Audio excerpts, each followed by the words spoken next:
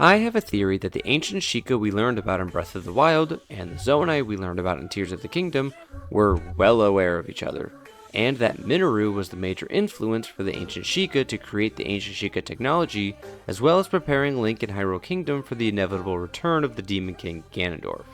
I posted that theory a few weeks prior to the release of this video, but if you haven't watched that video, I would recommend that before this one. You don't have to, but I recommend it. Link is in the description below and the card above. I received many insightful comments and theories that elaborate on the one I posted, so I wanted to go over some of my favorite ideas and continue the conversation. There are spoilers for the main story of Tears of the Kingdom, so if you haven't finished the game, you have been warned. The first comment comes from Andy Wright 2600, who says, "Just wanted to point out that the Mind's Eye has been the Sheikah symbol since at least the time of Skyward Sword. Not to mention that the Sheikah are said to be a clan that directly served Hylia at the time the Demise attacked the surface." There were several comments that said this in some form or another. This could be a hole in the theory, but I think it's dependent on the timeline. The comment implies the Sheikah came before the Zonai, or at least inhabited Hyrule first. If the ancient past of Tears of the Kingdom takes place in between Skyward Sword and Minish Cap, which has been heavily theorized by many others, then I would amend my assertion that the Sheikah symbol is an homage to Zelda. I would, however, believe that it was simply a reference to draconification. The symbol would not have been induced by Zelda's plan to seal the Master Sword within herself as a dragon, something else I claimed. There is a possibility the Sheikah predate the Zonai. I think there's a couple ways to talk around that, but I feel as though this would be the thinking. If you assume that Farosh, Naedra, and Dinral were once mortals who swallowed their secret stone, then it's possible that the Zonai predate the Sheikah, and that the Sheikah's relationship with the Zonai and the knowledge of those dragons would drive them to using the eye and tear symbol as a sort of homage.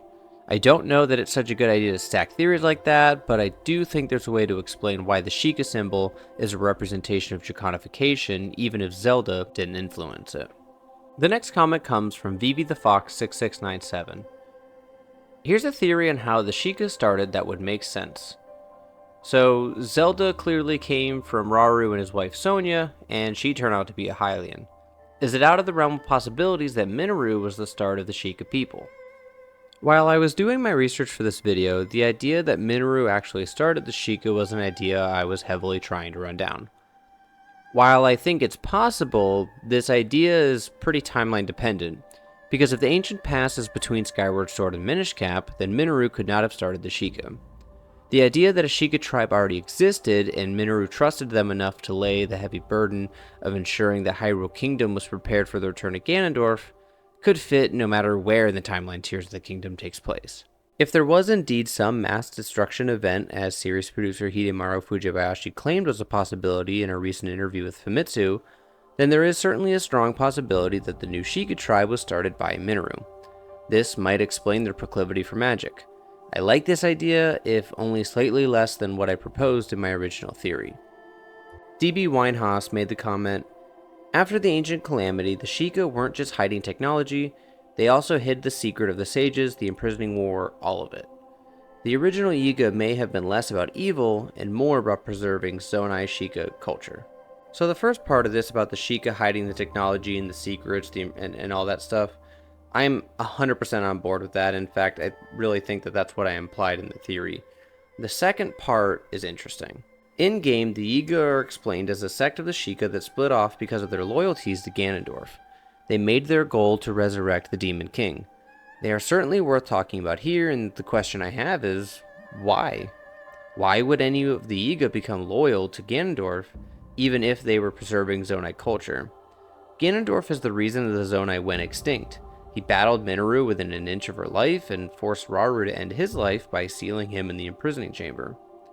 This idea spurned an entirely new theory idea, and I'd like to also shout out Dominique Guerreri 3580 and Alexander Kachenko 1432, who also brought up the Yiga.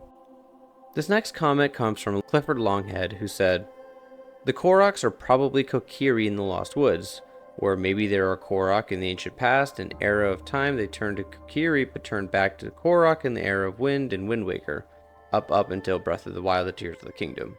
So I believe this comes from the fact that I stated that we don't see the ancient Sheikah in the memories of Tears of the Kingdom, And Clifford's point is that we also don't see the Koroks in the ancient past as well, that the Sheikah aren't the only ones that we don't see.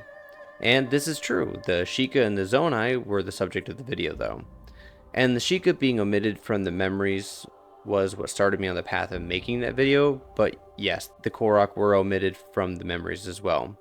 Tears of the Kingdom has so many similarities to Ocarina of Time, and yet we don't see the Great Deku Tree when we get that panning shot when we would have seen the Great Deku Tree where the Lost Woods are in Breath of the Wild and Tears of the Kingdom. I think the Kokiri Forest could still exist, or the Lost Woods, and the Kokiri were in the Lost Woods, and it would be located where the Lost Woods are in Breath of the Wild and Tears of the Kingdom. That would be a fun idea to explore. The last time we see the Koroks were in Wind Waker, and they look the same as the Koroks in Breath of the Wild and Tears of the Kingdom. So this comment comes from Robinita46853, and Robinita says quite a few good things in this comment, but the one point that I want to focus on is where they say, I think it is fine to theorize that Breath of the Wild and Tears of the Kingdom retcon the rest of the series, and have everything before Breath of the Wild be considered myth and legend and not history, but that would be such a bummer. So I've already mentioned, but I'll just bring it up again because it relates to this comment. So in between this comment being posted on the video and this reaction video that I'm doing now, we did get that Hidemaru Fujibayashi quote stating the possibility that Tears of the Kingdom and Breath of the Wild could take place after some destruction event, and that would imply that there's a ton of parallelism going on between the era of myth and what happens in Breath of the Wild and Tears of the Kingdom. So I will treat that as a possibility, and if that is possible, then I wouldn't consider anything that happened in the original timeline that we got in Hyrule Historia retconned. It's not that it didn't happen, it's just that it took place in a different era, and with the new open world concept of gameplay that the team introduced in Breath of the Wild and Tears of the Kingdom, the team is kind of moving beyond that era of myth where everything else takes place and is starting this new era of open world gameplay effectively, but I'm sure for lore purposes they'll call it something else. This next comment comes from probably my favorite handle, ya boy here 494. Technically Minoru was not the last Sheikah. We know Sonia was Zelda's ancestor, so she and Rauru likely had a Hylian Zonai mixed child. And it's their interpretation that as the first king, Rauru's Zonai genes were passed down and eventually diluted over time until the royal family lost their physical resemblance to the Zonai altogether. There's definitely a strong argument for Rauru and Sonia having a child, but that child is not full Zonai. I guess it depends on where you draw the line in terms of how far down the lineage you would stop asserting their Zonai-ness. While the child theory is a strong one, it is only just that, a theory. It all stems from Sonia claiming a blood connection between her and Zelda, which most people have interpreted that Sonia and Rauru have a child, and then that family line continued all the way to the Zelda of Breath of the Wild and Tears of the Kingdom. Zelda inherits the time power, same as Sonia, even though she also shares Rauru's light power. These two facts in concert certainly imply that Rauru and Sonia have a child, and those powers make their way all the way down to Zelda eons later. But what if the child theory isn't true? In Skyward Sword, Hylia reincarnates as Zelda, or within Zelda, or however that worked. But we are specifically told that Zelda carries the blood of the goddess. That blood is a product of Hylia's reincarnation. So what if Sonia is implying that she too carries the blood of the goddess? Hylia is still a presence within Hyrule of Tears of the Kingdom and Breath of the Wild. So maybe she ties to Sonia somehow. My point is simply that the child theory, while strong, is just a theory, and I feel like most people at this point have just assumed that Rauru and Sonia have a child, and that eventually led down to Zelda. But there is another explanation for it. I really liked this next comment from Osotanuki3359. I'm surprised you didn't mention the Divine Beast helmets and their Zonite counterparts as another point of evidence. It always felt to me like the Sheikah versions had been built on top of or upgraded or replaced the original Zonite ones, since we see the Zonite ones on the original stages, but only the ones that survived to the modern day are Zonite ones. This is a point that I will admit was a missed point of evidence. I completely agree. The Sheikah created helms similar to that of the Zonai helms, which the sages adorned for the battle against Ganondorf. Or for whatever reason they were seemingly wearing them all the time. There is 100% a connection there, and I'm glad you brought it up. The 8th comment on this list comes from Joe XK6SV. That would also explain why some pieces of Sheikah technology are identical to the Zonai, as in the lasers, flamethrowers, and etc. This is definitely interesting. In Tears of the Kingdom, we get the flame emitter, shock emitter, frost emitter, and beam emitter. We can carry them around and use them in combat or for puzzle solving. But we've seen them before. The shrines in Breath of the Wild also use beams and flamethrowers and the rest of them. The Sheikah technology was used in the Sheikah shrines to train the hero. This is a fascinating connection. My extension is, what if the Guardian technology is an enhancement of the beam emitter? The ancient Sheikah figured out how to supercharge the beams and stuck them in the Guardians. I love this idea. The next point that I want to talk about was brought up by two different people, Foxy Legs and Legojos. And they basically both say Purah was intended to be the 5th sage, and somewhere later in development the team decided they were going to use Minoru instead, but there was a lot of in-game stuff that was already made that hinted towards Purah being the 5th sage. I'll be perfectly honest, there was not a part of me that had the thought that Purah may have been planned to be the 5th sage, and yet many of you picked up on that. My initial thought was that I wasn't sure why they would have separated Purah from Robbie, although Purah clearly takes a more prominent role in this story compared to Robbie.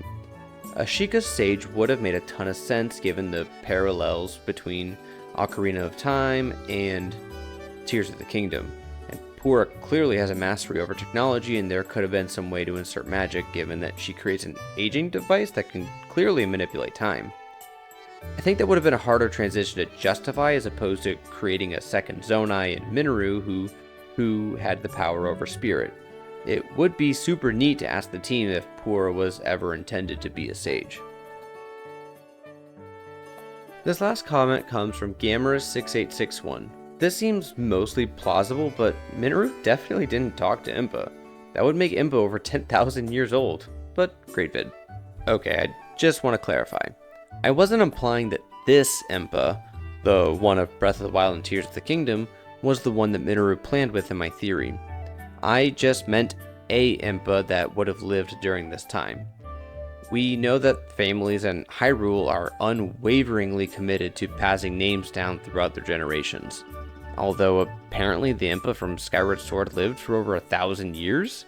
I mean, if that's true, then is 10,000 years where we draw the line for too crazy? So those were my 10 favorite topics that were brought up in the comments on my theory video about the mysterious connection between the ancient Sheikah and the Zonai. That theory that I posted was the first one that I had posted to YouTube on a long form video that I spent a considerable amount of time on. I've posted many little mini theories as shorts, but the response that I received from this theory got a lot of traction, and I got a lot of really awesome comments. So if I didn't bring up yours in this video, I sincerely apologize. I kind of only had so much time to cram it in here, and I don't know how well an hour-long video would have gone over. But I'll do my best to kind of continue to work through the comments that were left in there and leave you a reply. If you enjoyed this type of video where I go through some of the comments on the videos, please let me know, and I will be sure to do this again in the future. Like I mentioned, this was a really awesome experience to get to see your comments and your feedback and kind of have this dialogue with you. So if you got something out of this video, or you want to see me talk about more Zelda and Nintendo stuff going forward, I really hope you'd consider subscribing to my channel.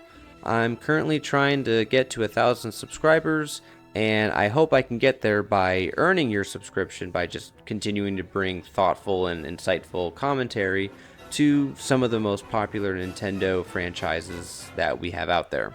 Thank you so much, and let's continue the conversation, ChatNation.